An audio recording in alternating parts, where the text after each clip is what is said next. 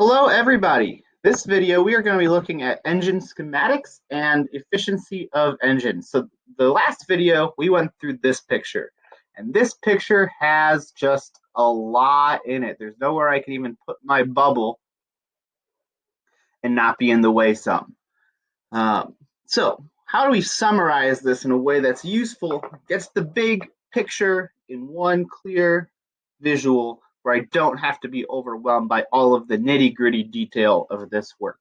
And then how do I look at this engine and say, is this engine even any good? So those are the two questions we're going to answer. So let's look first. Let's consider a different type of engine, both because I want you to think about this as an engine, but also because I think it's more helpful in this conversation. So this is a power plant, maybe a coal-powered power plant where we're burning up coal and releasing the internal energy from that coal. Or maybe it's a nuclear power plant and we're releasing the energy from the nuclear bonds and uranium. Either way, they run on this same process with some sort of fuel burning or running through their process. And so let's look at this schematic here. This is a steam power plant.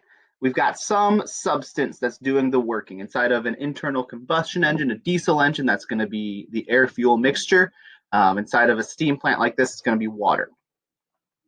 And we are adding energy into the system through a heating process. That energy is coming from the fuel. It's already stored in the chemical bonds of the coal or the nuclear bonds of the uranium, and now we are releasing that energy and sending it into our system through a heating process. And so that's where the energy is coming from initially, is the bonds inside of the coal. The energy transfers into our working substance through heating. Whoop, back up. All right, we've got a steam line here, and then that steam is doing work on the environment. There is a working process that happens. Typically, this steam is turning some sort of a turbine, which is windmill-like, is the best way to think about it. And it's that turning process which generates electricity. We learned earlier this year then that turning motion, if you turn a magnet around a coil of wires, then that change in flux of magnetic flux through that coil is going to generate electricity, and then we can send that electricity out through power lines. So that's the gist of how these steam plants work, but that's not it. It is required through the second law of thermodynamics that we have a cool reservoir where the excess heating that's there goes back down to a lower temperature. So the working substance heats to cool the water, and this causes the working substance to condense. So we have this cooling reservoir here, and we repeat that cycle. So heating reservoir, some hot reservoir, the fuel. We've got the working substance, and we've got a cold reservoir. So three things to keep track of: hot reservoir, the coals; the working substance, which is the water here or the gas inside of an internal combustion engine; and we have the cold reservoir. Substance is being impacted by hot and cold reservoirs. All right, schematic of this, a more abstract but easier to look at and draw a picture. Hot reservoir, this is our coals in the picture before. This is what we're burning. Cold reservoir, that's what's doing the condensing over here. And then we've got the engine is the substance. This is the water. So three things: coals, the thing doing the condensing, and the substance here. And heating is flowing from the hot reservoir into our substance, and then heating is flowing from the substance into our cold reservoir as well. This number up here is going to be smaller than this number up here because some of that energy that went through this engine is leaving through a working process. So that's our schematic. Heating enters our system, and then energy leaves the system through some combination of working and then heating the cold reservoir. Here's our example problem. So where did that fit in? The heating that was done to our substance, that happened from A to B and from D to A, if you go back and look at that picture. And if you add up those two heating sources, that's going to be 5.25 kilojoules that we added into our system total through a heating process. We look at the heating that left our system. Well, that happened during B to C and C to D. And if you add up those two, you end up with a loss of 4.25 kilojoules of energy through heating. And if you go through and you look at the net amount of working that was done, you add up all of the working between each process, some of those were zero, you ended up with a negative 1 kilojoules. We sent 1 kilojoule of energy out into the world. And that is the summary of our process. I think this is nicer to look at than the picture we had before, but I think we need to use the picture we had before first before summarizing. And now the last thing to note here is that if we ignore the signs, if you take your difference in heating, 5.25 minus 4.25, you end up with 1, ignoring all the signs there. In other words, whatever energy enters leaves through those two processes. Or we're trying to steal as much of this heating as we can for working, but we can't do that perfectly. Take a second, reflect on what I just said, think about this a bit more. I'll say one more time, energy in, 2 energies out, those are going to be the same number because energy is conserved. We want the energy out through working to be as much as possible. All right, efficiency.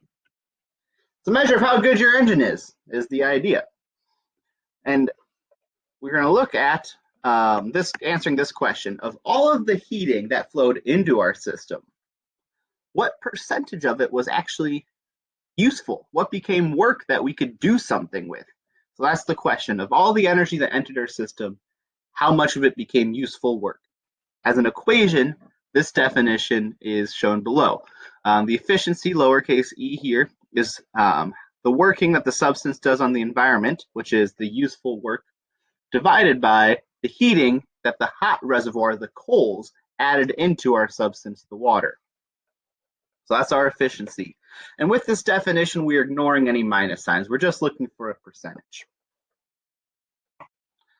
So the efficiency of our engine, if you back up to the schematic on the last slide, it was 1 kilojoules of useful work, but we added in 5.25 kilojoules of heating to make that happen.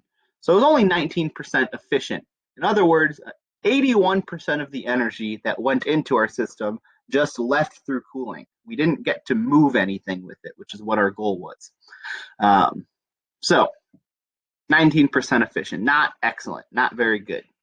But right now I want to give you some sort of a reference for what is a good number.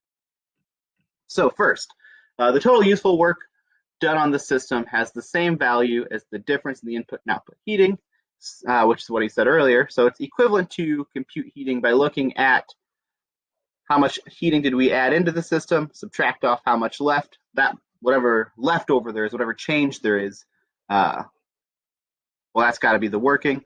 So same idea, and again, plug in positive values for each of those 3 variables. Now, the physicist Carnot, he showed that there is a theoretical maximum possible efficiency for a given hot reservoir at a temperature TH and cold reservoir TC. So this is not the temperature of the water, the working substance. This is the temperature of the coals, the hot reservoir, and of that cold reservoir where the water was getting condensed. So we're not going to prove this here. It's a little bit beyond the scope of this course, but this is the maximum possible efficiency given a heat driver and a cold driver. You'll notice that in order to get a perfectly efficient, 100% efficient system, that this cold reservoir would have to go all the way down to 0 Kelvin, which cannot physically happen. So we could only get something less than perfectly efficient. We're never going to get a 100% efficient engine. For many cars, this is where you're going to get a sense of scale. Efficiency is around 30 to 40%. If you're pushing that 40% efficiency, that's considered a very efficient and a very good car. It is just not physically possible to do much better than that due to this theoretical limit. There's a limit based on the temperature differences between your hot and cold reservoirs. So that's the end of this. Main picture was this idea of efficiency, and backing up some more, this summary schematic. of an engine. So I hope this was helpful. If you have any questions, please let me know, and I'm always happy to help. I will talk to you later. I'm signing off.